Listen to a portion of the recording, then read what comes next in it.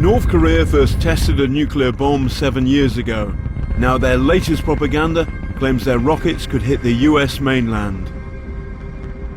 인체 비유로 말하면 워싱턴 DC를 정조준한 열핵 타격은 세계를 감시하는 미국의 눈과 귀를 단칼에 도려내는 것이고 포인트 로마 해군 기지를 정조준한 In reality, they could hit South Korea, Japan, and possibly American bases in the Pacific.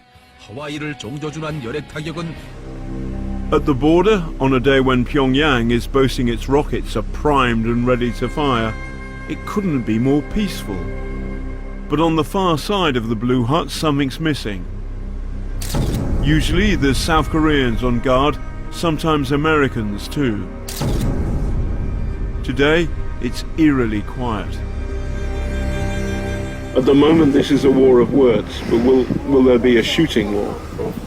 전쟁이 일어나는가 마는가 하는 거는 이웃들은 자세히 정치하게 되어서 계속 보려는가 침략 전쟁의 수를 좀 중지하는가. But for now, they're relaxed enough for tourist snaps.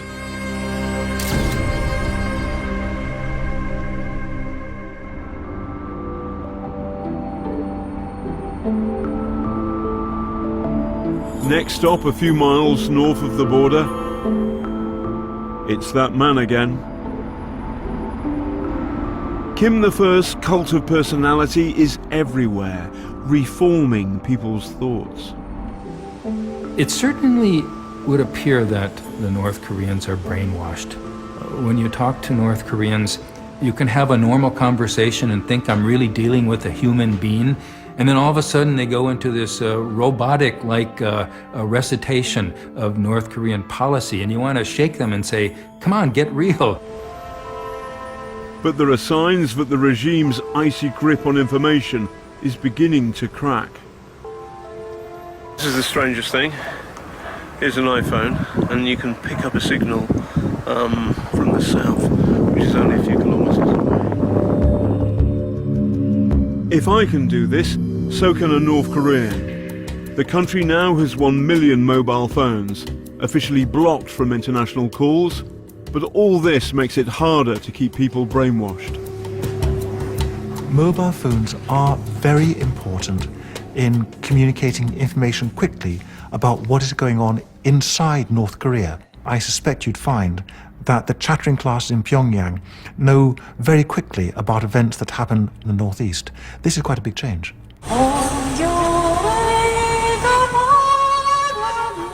A night out in Pyongyang. Our guide has a lullaby for us, the nation's reunification song.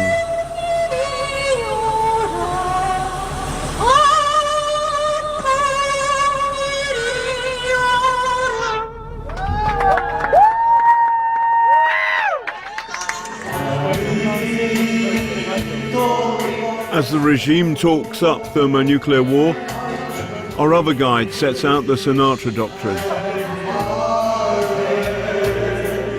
Back at the hotel, the power's off again. Now you don't see the lights, now you do.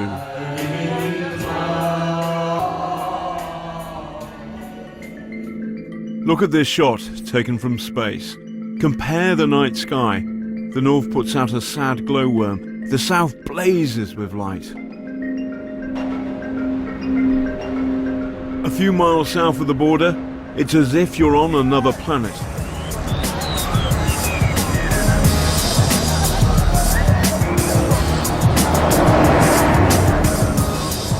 Welcome to South Korea. As you can see, it's just like North Korea. Well, it might be a bit different.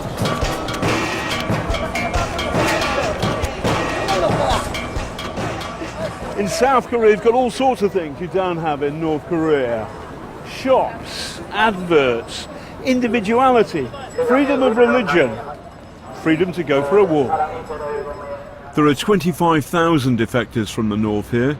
The question is, why aren't there more? I'm here to meet a doctor from the north who is now free to speak, albeit anonymously. 사람들이 그렇게 South Koreans wonder why North Koreans do not rebel. Brainwashing starts in the womb. It becomes natural to bow to the portraits of the Kims every morning. 그냥 아침밥 먹을 때도 먼저 가서 인사하고.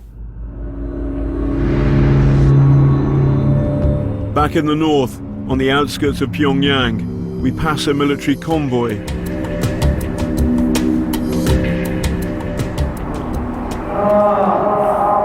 And in town, they're testing the public address system. Something's going on. We've seen loads more soldiers in town today.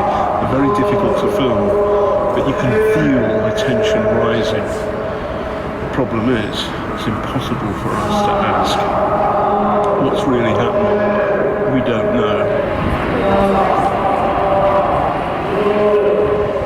Instead, there's a trip to the People's Library. I asked for one particular book. 1984 is the name of the title. Or any English book. George Orwell predicted a world where the threat of constant war kept the masses subdued. No 1984, but they have got Discovering Food and Nutrition. Grimly ironic, because though you wouldn't know it in Pyongyang, mass starvation is the regime's darkest failing. In the 1990s, North Korea lost its old mentor, the Soviet Union. The economy collapsed. It suffered one of the worst famines in modern times. Maybe 1 million died, maybe more. But images like these would never be shown in North Korea. This man escaped 7 years ago. Back then, Ji Seong-ho was starving. While stealing coal from a train to sell for food, he fell under the train's wheels and lost a leg and a hand. I think I lost my mind from dizziness, sleep deprivation and hunger. My grandmother and my neighbors died of starvation. When you went into the cities, train stations, markets and alleyways, you found lots of dead bodies.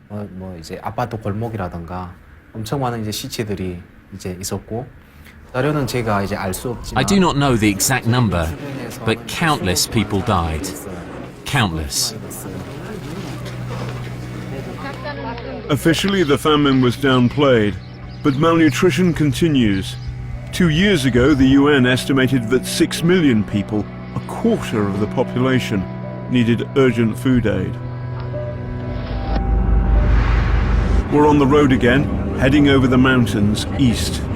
Due north of here is something our guides would never ever show us: the North Korean Gulag. These shocking images appear to speak to life and death inside the regime's concentration camps. Panorama has tracked down a defector brave enough to go on camera to tell his story. Young Gwang-il was a prisoner in Camp 15. How did they bury the dead in the winter when the ground is cold? No, we don't bury them. We leave the dead bodies in a warehouse till April. We bury them in April. When we go to bury them, they're already rotten and totally decomposed. So they're shoveled like rubbish and buried. How many bodies in one hole in the ground? Up to 70 to 80 people. Has the new leader acted to close down the Gulag? Far from it. Defectors say the camps are getting bigger, not smaller. Day 7. We've been taken out of the city.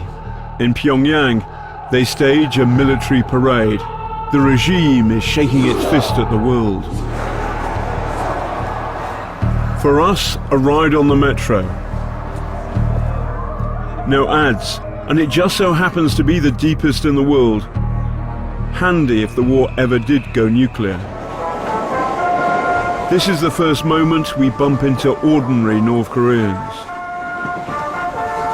Even in the tube, the regime's wall of sound never lets up. There are times when it feels like we're inside a doomsday cult.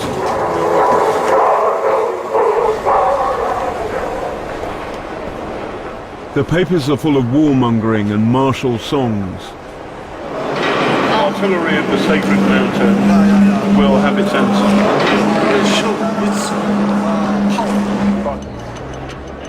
But the military-first policy has a price.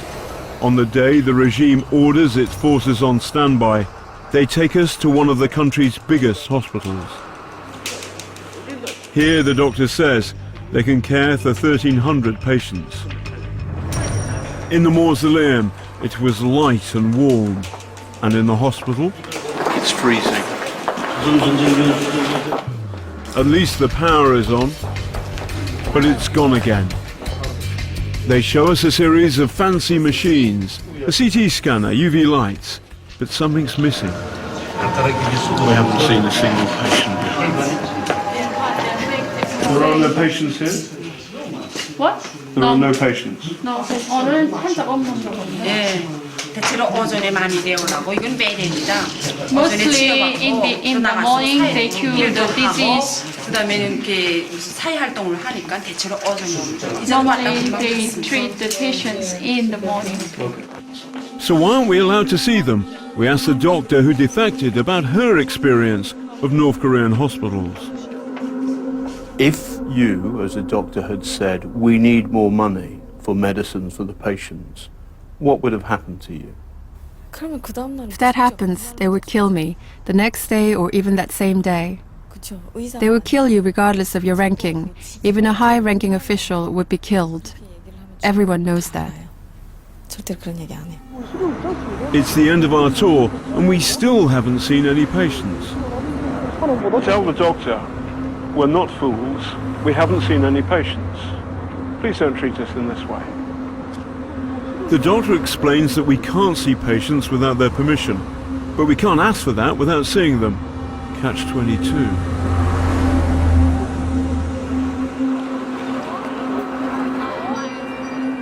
Then they take us for a treat. And who should I bump into in the stalls?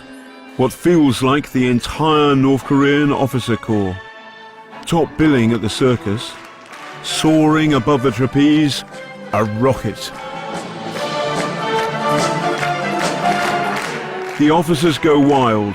Do they mean it, or are they too putting on a show? The people are indoctrinated to believe that North Korea must exercise military power. When I lived there, we used to say it would be better for a war to break out so everyone can die together and see the end. But what if this high wire act, blaming foreign enemies for its own failures, goes wrong? North Korea is on a collision course with the United States and South Korea. We may see a thermonuclear war, but it wouldn't be because the North Koreans wanted it. But it might come to that as a result of a disastrous miscalculation.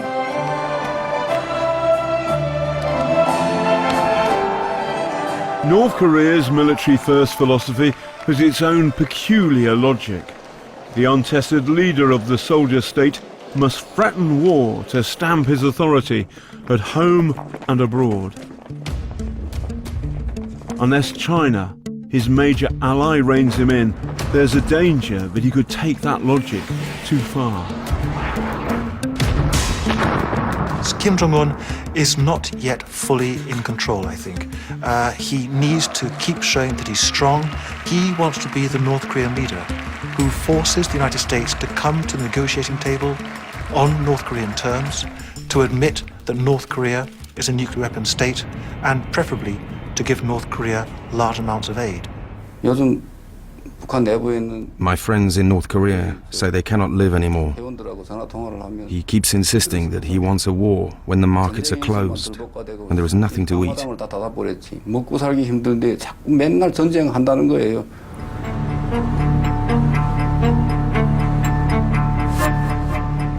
On the day we left, North Korea declared a state of war with its neighbour. For the moment, Kim III remains armed with nuclear powers, the most dangerous man on the planet.